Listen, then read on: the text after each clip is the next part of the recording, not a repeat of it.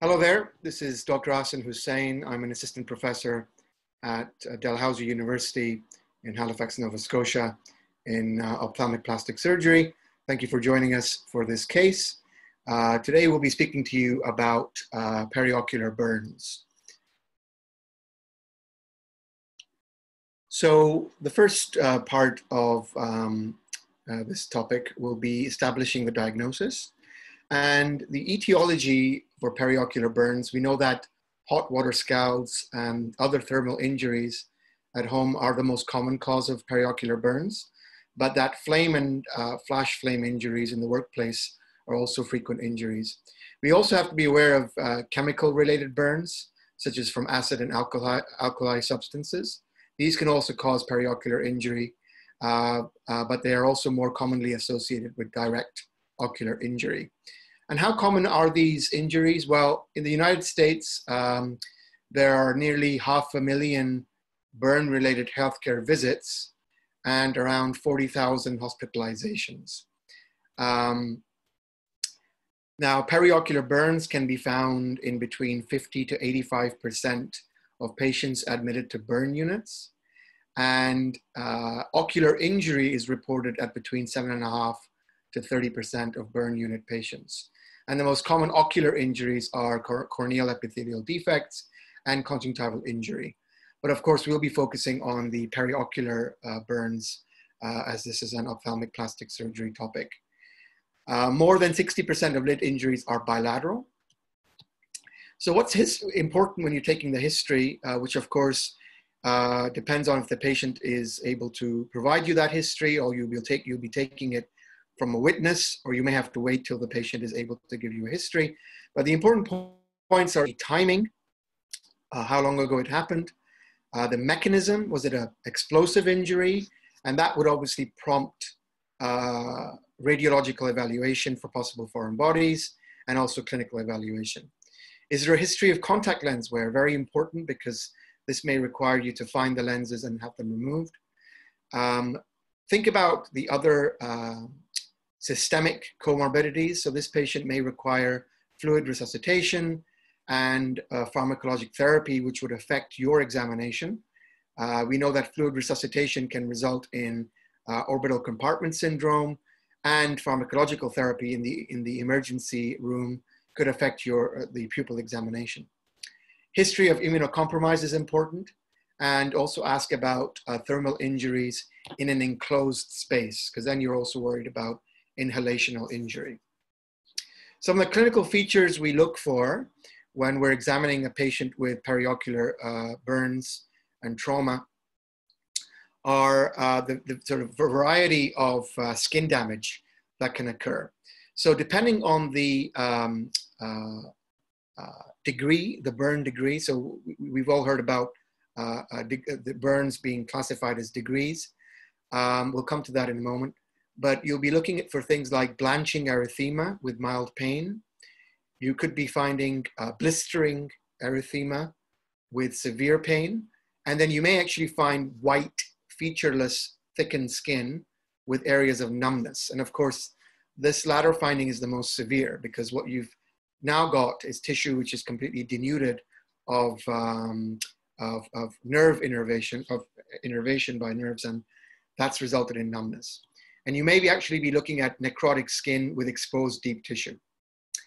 And if you're looking at a patient late in their presentation, you may be finding edema and tissue whitening and progression to ischemia and possible eschar and superinfection.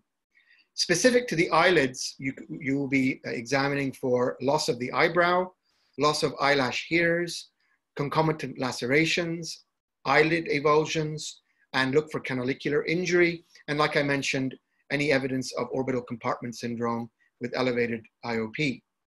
You have to do a thorough eye exam, look for corneal epithelial defects, look for conjunctival chemosis, corneal thinning, any loss of conjunctival tissue or necrosis. If you're able to, perform a dilated exam with examination for cataract, which can occur from flash or arc burns, and look for, of course, foreign bodies. And we know that contractures and eyelid malpositions can occur early in as few as a few days after injury, but mostly they occur within around 2 weeks. So what's important to know systemically is that there will be capillary leak related to systemic inflammation in burn fields that are greater than 20% of the total body surface. And this will require fluid resuscitation. And patients can also actually get something called burn wound anemia, which is caused by a decrease in the half-life of red blood cells because of the burn injury. So the testing, you will do it at the bedside. You will be, like we said, evaluate the skin.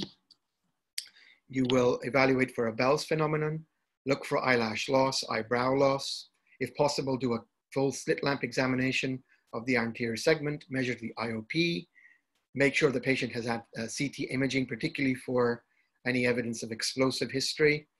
And of course, if they're sedated, some of your exam may have to wait, and your priorities will be resuscitation and treatment of eye or vision-threatening injuries.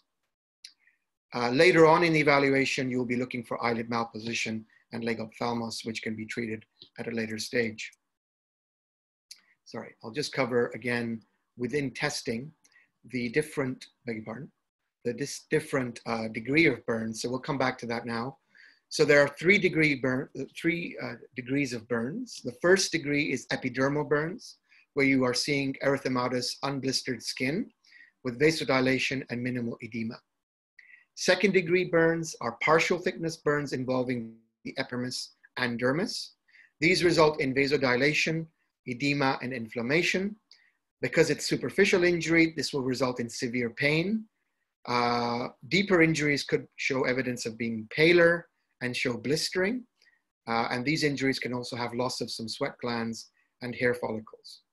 When you have third degree burns, which are termed full thickness burns, there you get severe damage to the epidermis and dermis. And this results in tissue failure. The skin appears white, thick, and coagulated. And you get a painless burn because the nerve has actually died. And finally, fourth degree burns are where you get severe damage like in third degree burns, but you also get underlying necrotic changes which extend to the muscle, the bone, and the deeper organs like the globe. Okay, you may be interested to look up Jackson's burn injury model, which is an interesting and a useful way to classify concentric zones of burn injuries. So we'll move on to risk factors. And we know that children and the elderly are most at risk given their relative immobility and dependence. And of course, mentally disabled or handicapped individuals are also a risk population for burn injuries.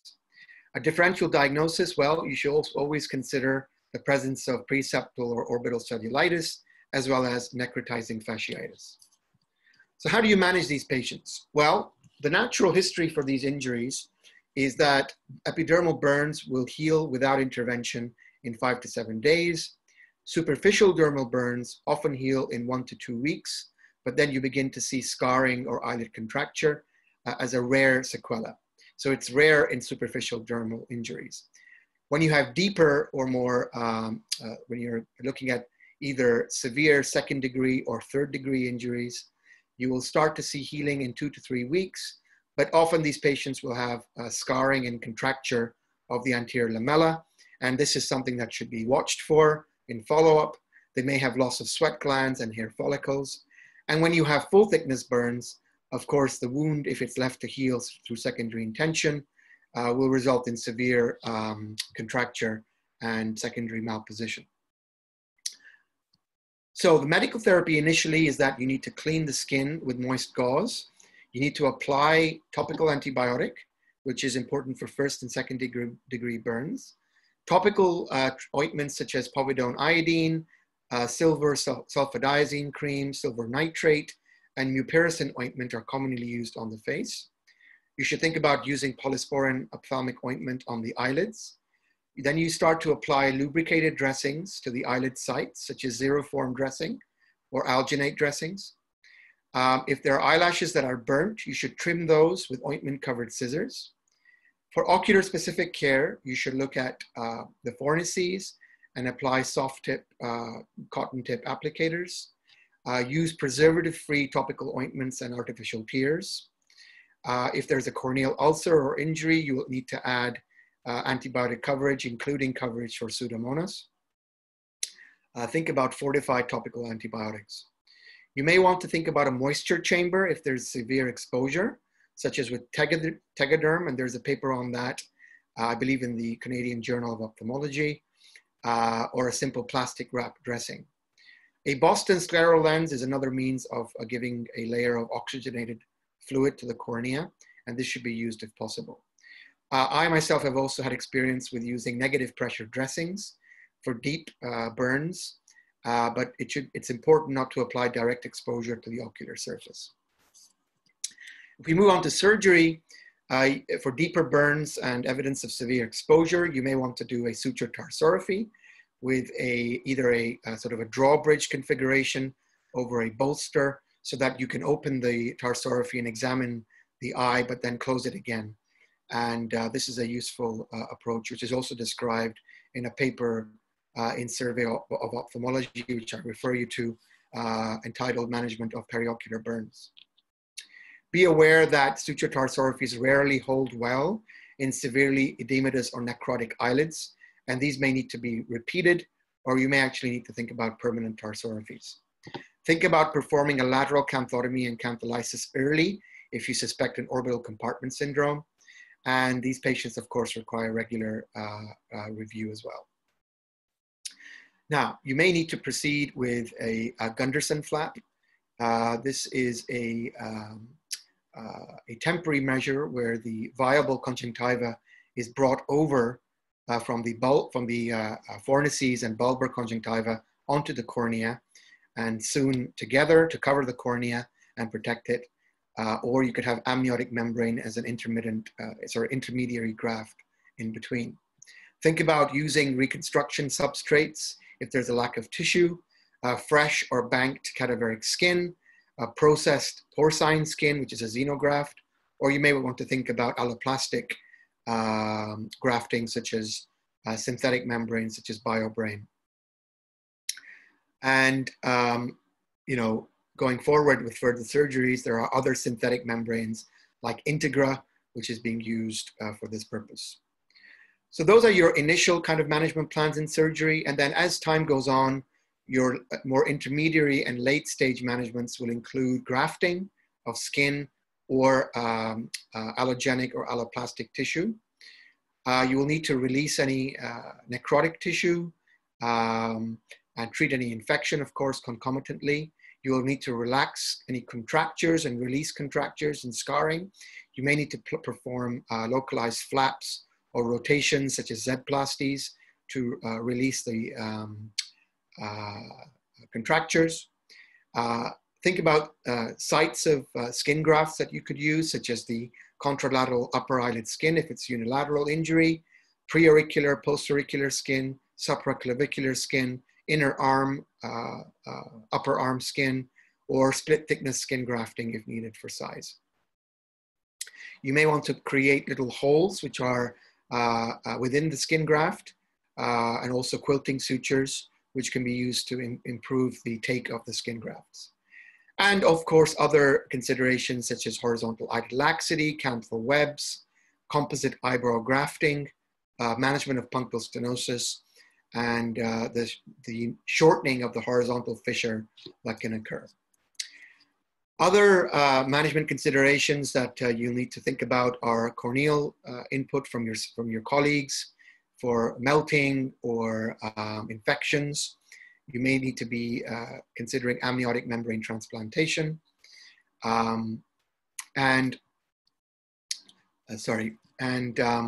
Finally, in severe burns, you have to be aware that these patients require multiple procedures, and therefore counseling is very important for these patients to advise them and their relatives as to the fact that they will need multiple procedures.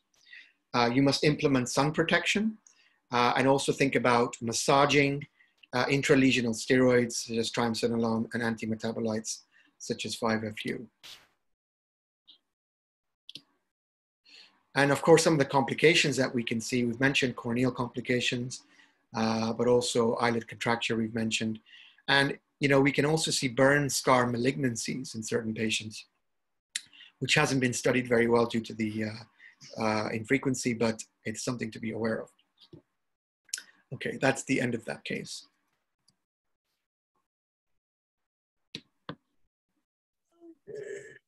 Just